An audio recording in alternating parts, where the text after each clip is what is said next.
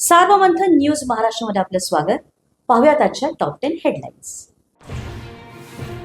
राहुल गांधींनी माजी लष्कर प्रमुख नरवणेच्या पुस्तकांचा उल्लेख केल्यानं लोकसभेत गदारोळ.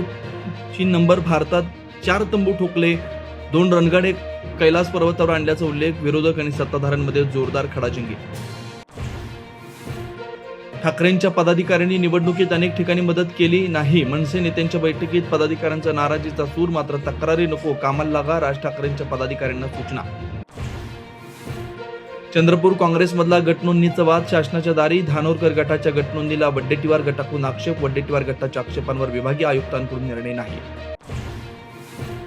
मशाल चिन्ह दिसले की असलेला निधी कमी करून टाकतो. सिंधुदुर्गाचे पालकमंत्री नितेश राणेंचं धक्कादायक विधान. तर ठाकरेंनी जे पेरलं ते चुकवतंय, चंद्रशेखर बावनकुळेंचं वक्तव्य.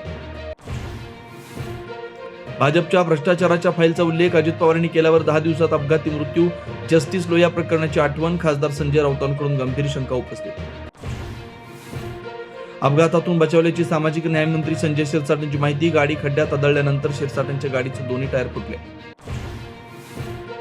मडवा जमीन गैरव्यवहार प्रकरणात आर्थिक गुन्हे विभागाच्या आरोपात केवळ शीतल तेजवानी मनसर ठपका. आरोपपत्रात पार्थ पवार आणि दिग्विजयांचे नाव नाही. उपमुख्यमंत्री सुनेत्रा पवारांकडून कराडमध्ये यशवंतराव चव्हाणांच्या समाधीला अभिवादन. फलटणच्या दिलीप जाधवांच्या कुटुंबियांची घेतली सांत्वनपर भेट. सार्वमंथन न्यूज महाराष्ट्राला लाईक करा, शेअर करा, सबस्क्राईब करा.